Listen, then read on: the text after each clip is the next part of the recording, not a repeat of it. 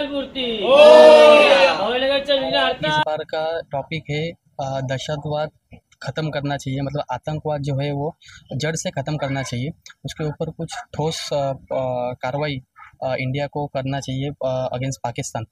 हमने इस दिखावा में दिखाया है कि पाकिस्तान की तरफ से जो कुछ एक्टिविटीज़ होती है इंडिया के विरुद्ध, उसको हम मुंह तोड़ जवाब दे सकते हैं। उसमें लेटेस्ट में जो पहलगाम का अटैक हुआ था पाकिस्तान की तरफ से, तो नरेंद्र मोदी जी के नेतृत्व में भारत ने जो कदम उठाए उनका हमने सब दिखाने की कोशिश की। भारताविरुद्ध क्या एक्शन ले रहे हैं, क्या एक उच्ची रे दादरची नाही घटना ही ट्रेन ब्लास्ट। अरे ही मी काढलेला फोटो आहे। सुस्वागतम सुस्वागत। इम्पोर्टेंट मैसेज ऐसा दिया है हिंदुस्थान से आराध्य देव हिंदवी स्वराज्य संस्थापक छत्रपती शिवाजी महाराजांना जय भवानी मित्र मंडळ सर्व गणेश भक्तांचे हार्दिक स्वागत करीत आहे। यंदाचा आपला विषय आहे दहशतवाद खेचलाच पाहिजे। हिंदू बहुल भागात दहशतवाद्यांनी बॉम्बस्फोट घडवला। एकाच दिवशी झालेल्या या हल्ल्यांमध्ये 257 जण मृत्युमुखी तर 1400 जण जखमी झाले। कोपर रेल्वे स्थानकाजवळ एका वेस्ट मध्ये दहशतवाद्यांनी बॉम्बस्फोट घडवला।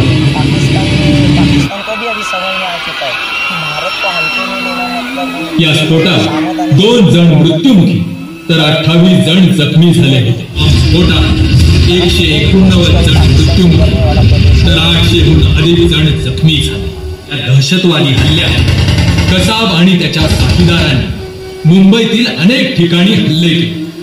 या हल्ल्यांमध्ये 166 जण मृत्युमुखी तर 300हून अधिक जण जखमी झाले। काश्मीर मधील पुलवामा येथे दहशतवाद्यांच्या स्फोटानं भरलेल्या गाडीनं सीआरपीएफच्या बसला लक्ष्य केलं। या आत्मघाती हल्ल्यात सीआरपीएफचे 40 जवान शहीद झाले।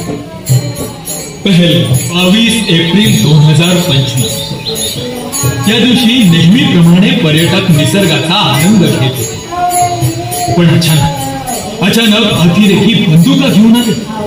पर्यटकांवर गोळीबार करण्यापूर्वी अतिरेक्यांनी त्यांना त्यांचा धर्म विचारला, नंतर पर्यटकांवर अंधाधुंद गोळीबार केला।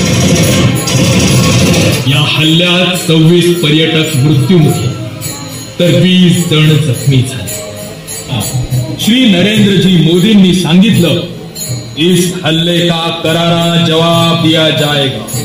दहशतवाद आणि त्यांना पाठिंबा देणाऱ्यांच्या विरुद्ध कठोर आणि निर्णायक कारवाई करण्यात येईल। दहशतवाद्यांनी केलेल्या हल्ल्यानं अवघा देश पेटून उठला। त्यांच्या कुंकवाची आण घेऊन हिंदुस्थाननं ऑपरेशन सिंदूरद्वारे मंगळवारी मध्यरात्रीनंतर बुधवारची पहाट उजाडत असताना अवघ्या 25 मिनिटांमध्ये पाकिस्तानमधील 9 दहशतवादी स्थळं क्षेपणास्त्रांचा मारा करून उद्ध्वस्त केली।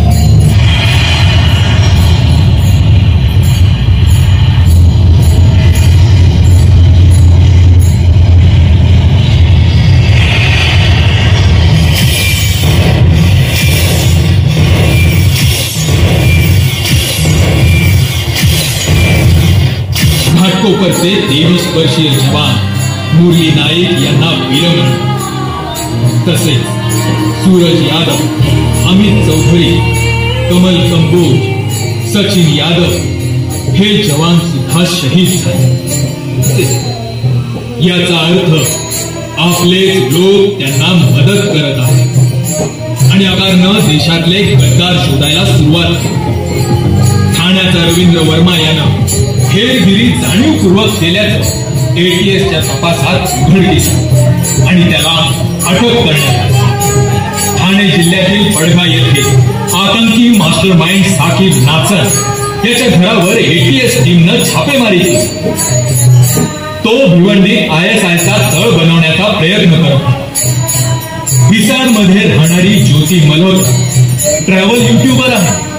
पाकिस्तानी गुप्तचर संस्थांशी संपर्क साधण्याच्या आणि भारताची संवेदनशील माहिती शेअर केल्याच्या आरोपाखाली तिला अटक करण्यात राजस्थान पोलिसांनी नौदल भवन येथील डिव्हिजन क्लार्क विशाल यादव पाकिस्तानी गुप्तचर संस्थेसाठी केलेल्या हेरगिरीबद्दल अटक केली. असे अनेक गद्दार या देशामध्ये आहेत जे या देशाचं मीठ खातात आणि समर्थन मात्र पाकिस्तानचं करतात. वंदे वंदे भारत माता की भारत माता की भारत माता की